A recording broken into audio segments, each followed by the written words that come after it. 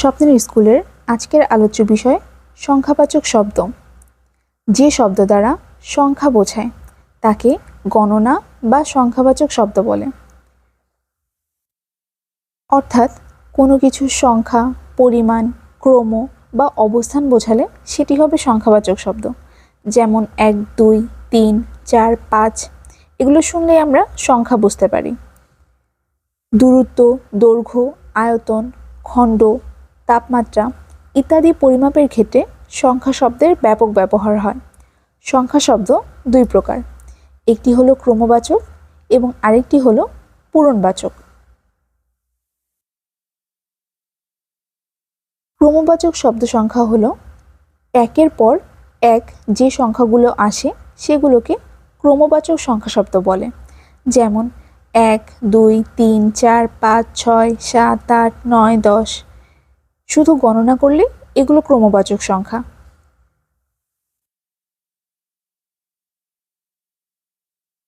অন্যদিকে পূরণবাচক সংখ্যা শব্দের ক্ষেত্রে পূরণবাচক সংখ্যা শব্দ দিয়ে কোনো সংখ্যার ক্রমিক অবস্থান বা পরিমাণকে বোঝায়। অর্থাৎ কোনো সংখ্যা কততম অবস্থানে আছে তা পূরণবাচক সংখ্যা দিয়ে বোঝায়। যেমন এক সংখ্যার ক্রমিক অবস্থান প্রথম, প্রথমা, পহেলা ইত্যাদি এগুলোকে পূরণবাচক সংখ্যা শব্দ বলে। পূরণবাচক সংখ্যা শব্দ তিন প্রকার, একটি হলো সাধারণ পূরণবাচক, আরেকটি হলো তারিখ পূরণবাচক এবং ভগ্নাংশ পূরণবাচক।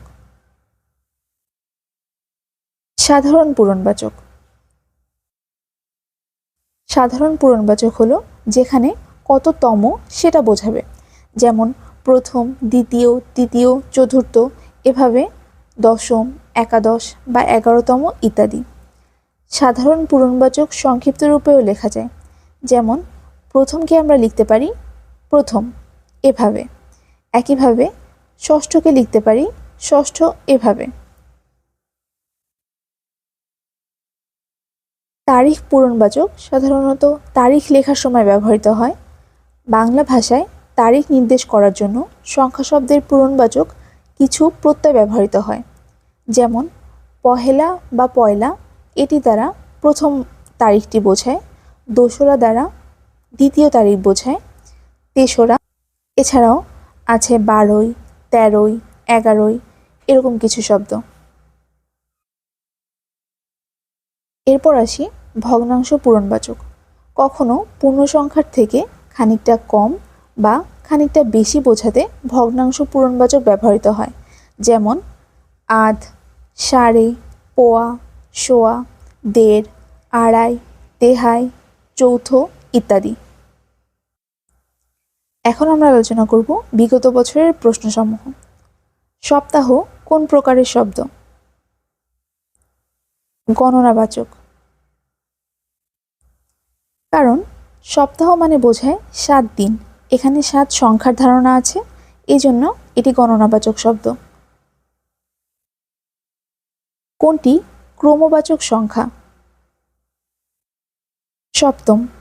কারণ সপ্তম মানে হলো 7 নম্বর অবস্থান, এখানে 5 হলো তারিখবাচক, 11 এটি গণনাবাচক এবং 21 এটি তারিখ সূচক শব্দ। দশম শ্রেণী, এখানে বিশেষণ কোন শ্রেণীর? ক্রমবাচক, এখানে বিশেষণটি হলো দশম। দশম বলতে বোঝানো হয়েছে দশম অবস্থান, এই জন্য এটি ক্রমবাচক। গণনাবাচক শব্দ কোনগুলো? 1, 2 এগুলো সরাসরি সংখ্যা। অন্যদিকে প্রথম, দ্বিতীয় এগুলো হলো পূরণবাচক, পহেলা, দোসরা এগুলো তারিখ পূরণবাচক, 1, 2 এগুলো অঙ্ক। 12 সংখ্যাটির তারিখবাচক কোনটি? 12। নিচের কোনটি গণনাবাচক শব্দ? 20, কারণ এটি সরাসরি সংখ্যা। কোনটি ক্রমবাচক শব্দ? প্রথম, কারণ প্রথম অবস্থান নির্দেশ করে। সিকি কোন ধরনের শব্দ? গণনাবাচক। সিকি অর্থ 1/4, এটি পরিমাণ নির্দেশ করে। নিচের কোনটি পূরণবাচক শব্দের উদাহরণ? একাদশ, কারণ একাদশ অর্থ 11তম, এটি একটি অবস্থান নির্দেশ করে।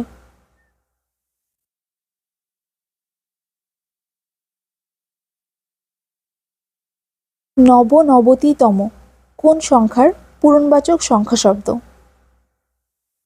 99। এখানে নব অর্থ 9, নবতি অর্থ 90, 9 এবং 90 মিলে হয় 99, এই জন্য নবনবতিতম 99 এর পূরণবাচক সংখ্যা শব্দ।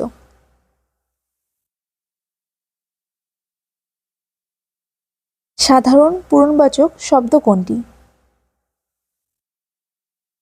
নবম।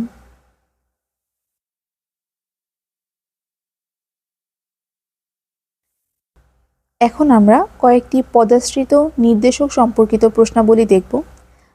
প্রথমে আমরা জেনে নিই পদাশ্রিত নির্দেশক জিনিসটা কি। পদাশ্রিত নির্দেশক হলো যে শব্দ অন্য শব্দের পরে বসে সংখ্যা, পরিমাণ বা নির্দিষ্টতা বোঝায়, যেমন বইটি, লোকটা, একটু, গোটা দেশ এগুলো। এখানে বইটি, বইয়ের সাথে টি যুক্ত হয়েছে, টি একটি পদাশ্রিত নির্দেশক। পদাশ্রিত নির্দেশক শব্দের আগেও বসতে পারে বা পরে বসতে পারে। পরে বসে এমন কিছু গুরুত্বপূর্ণ শব্দ হলো টা, টি, খানা, খানি, গুলো, গুলি ইত্যাদি। আগে বসে এমন কয়েকটি শব্দ হলো গোটা, সমস্ত, সমুদয় এগুলো। এখানে প্রথম প্রশ্ন, টা, টি, খানা, খানি ইত্যাদি এগুলো হলো পদাশ্রিত নির্দেশক। একটু শব্দের টু কি? পদাশ্রিত নির্দেশক, কারণ টু যুক্ত হয়ে পরিমাণ নির্দেশ করেছে। ন্যাকামিটা এখন রাখো, এখানে ন্যাকামি শব্দের সঙ্গে টা যুক্ত হয়ে কোন অর্থ প্রকাশ করে? নিরর্থকতা। এখানে টা কোনো সংখ্যা বোঝায় না, শুধু এটি কথার জোর বাড়ায়। কোন পদাশ্রিত নির্দেশক শব্দের আগে বসে? গোটা। যেমন উদাহরণ হিসেবে আমরা বলতে পারি গোটা দেশ, গোটা বাড়ি। কিন্তু টি, টুকু, টা এগুলো শব্দের পরে বসে। যেমন টি এর ক্ষেত্রে যদি আমরা বলি বইটি, টুকু,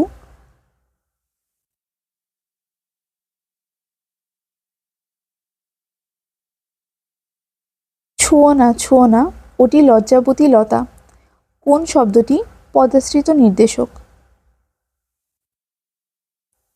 ওটি, কারণ এখানে টি যুক্ত হয়েছে। ছোটটি কোথায়? এখানে ছোট শব্দের শেষে টি এর ব্যাকরণিক পরিচয় কি? পদাশ্রিত নির্দেশক।